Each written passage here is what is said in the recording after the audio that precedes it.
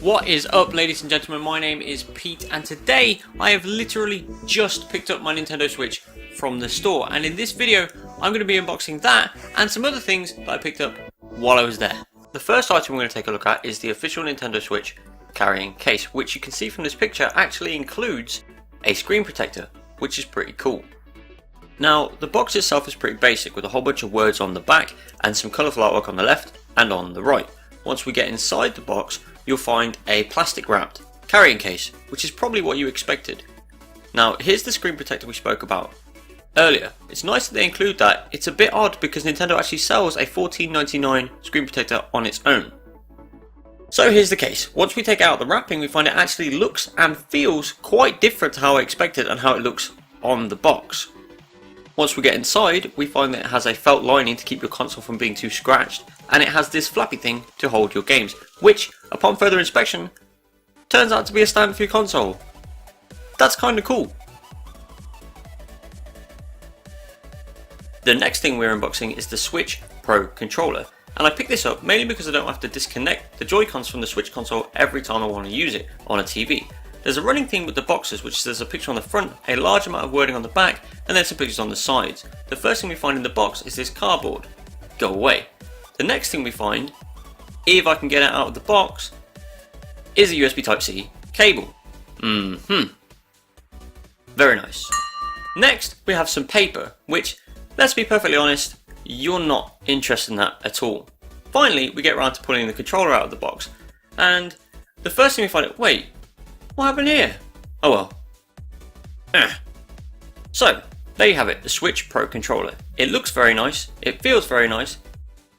It has digital trigger buttons, just like the Joy-Cons. It also has a translucent plastic or clear plastic, which I am a huge fan of. On the top is the USB Type-C. On the front we find clicky sticks, great, a very normal feeling D-pad, and huge face buttons.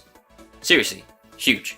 The next stop on our unboxing train is the Legend of Zelda Breath of the Wild Limited Edition. Now this box is slightly different from the rest because it has a lot of information around it. On the bottom you'll find information about what's inside the box, and on the back you find a fat load of pictures. I mean a load. The first obstacle we came up against was this sticky pad right here, which was a pain. Then inside we find the Legend of Zelda Breath of the Wild sound selection, which obviously has the tracks included on the CD on the back. Woohoo! Behind that, we have the Breath of the Wild game. Awesome! Now I'm excited to open this, but I will open that myself later. Bye for now. Inside here, we found a box with seemingly no way for me to actually grab it. Ah! After some sort of forceful maneuver, we got that out, and then we encountered another sticky pad. Great. And inside there we have polystyrene. Finally, after all the obstructions, we get to opening the polystyrene and finding the statue, which is really awesome.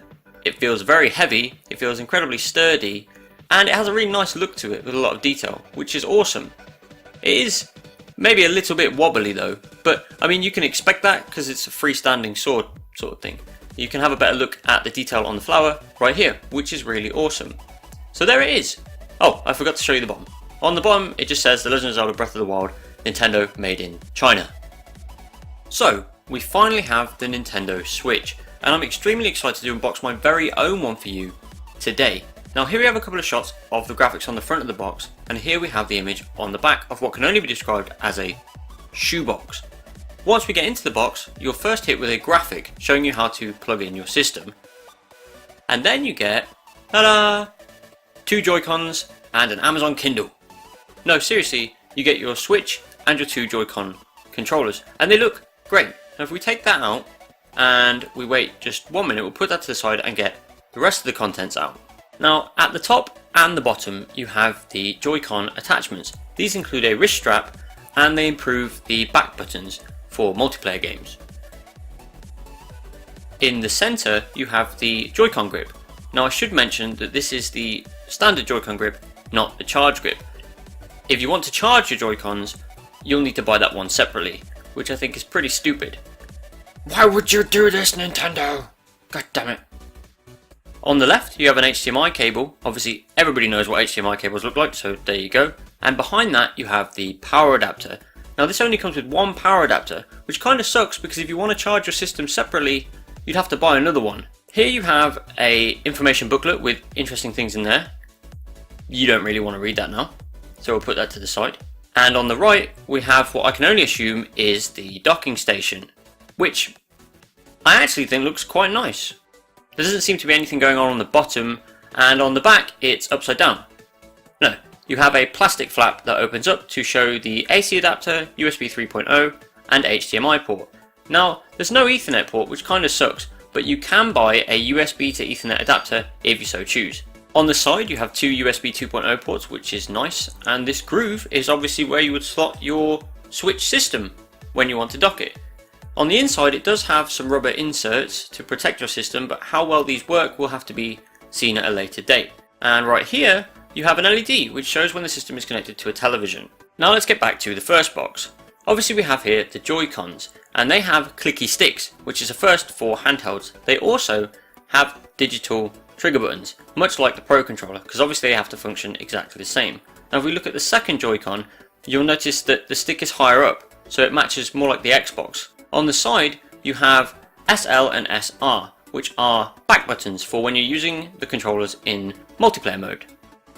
And down here there's an infrared camera, like the Wii Remote, but more advanced. Now we get around to opening the Switch itself, and it seems to be really smudgy. I'm not sure why. This is brand new and I really haven't opened this already, but it's really smudgy. Anyway, the Switch has a 6.2 inch 720p touchscreen display. On the bottom you have the USB Type-C port for charging and connecting to the dock. On the top you have the volume rocker, power switch, headphone jack, and the cartridge slot for all your Zelda needs. On the rear of the device you have the kickstand, and it does seem quite flimsy. I'm also disappointed that it's not the same texture as the rest of the device, but that's okay.